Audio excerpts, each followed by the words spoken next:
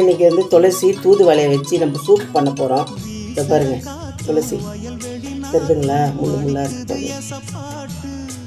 துளசி, பூண்டு, வெங்காயம், மிளகு, சீரகம், சோம்பு.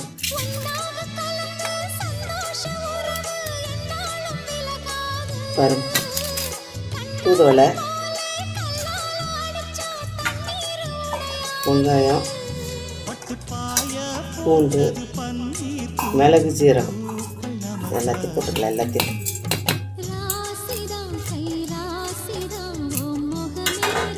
துளசி போட்டு மிக்சியில் அரைச்சிக்கலாம்.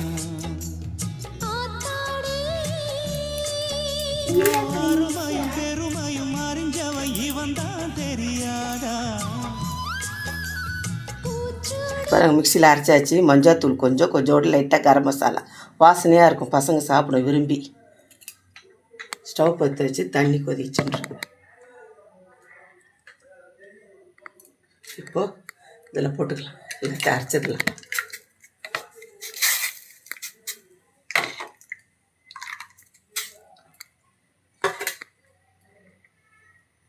இப்போ பாருங்கள், எல்லாம் ரெடி ஆகிடுச்சு. தண்ணியில் போட்டு இப்போ கொதிக்க ஆரம்பிக்குது.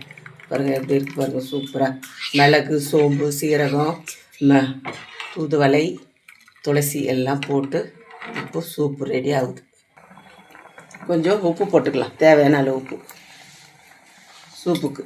பாருங்கள், நல்லா கொதிக்குது. க்ரீன் கலரில் இருக்குது பாருங்கள், எப்படி இருக்குது, சூப்பராக இருக்குது.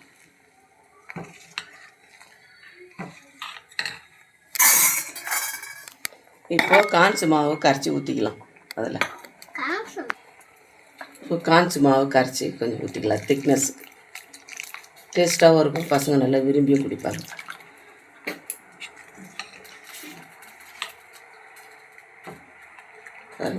இருக்கு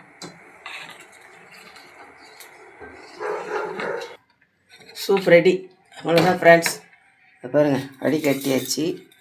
இது வந்து இப்போது கார்ன்ஸ் பொரிச்சு வச்சுருக்குறோம். பாருங்கள், கார்ன்ஸ் வீட்டிலே பொரிச்சது, வீட்டு சூப்பு. இது சூப்பராக இருக்கும். பாருங்கள், கார்ன்ஸ் போட்டுக்கலாம் சூப்பில். இப்போ எங்கள் பேரனுக்கு கொடுக்க போகிறேன். ஊதுறேன்.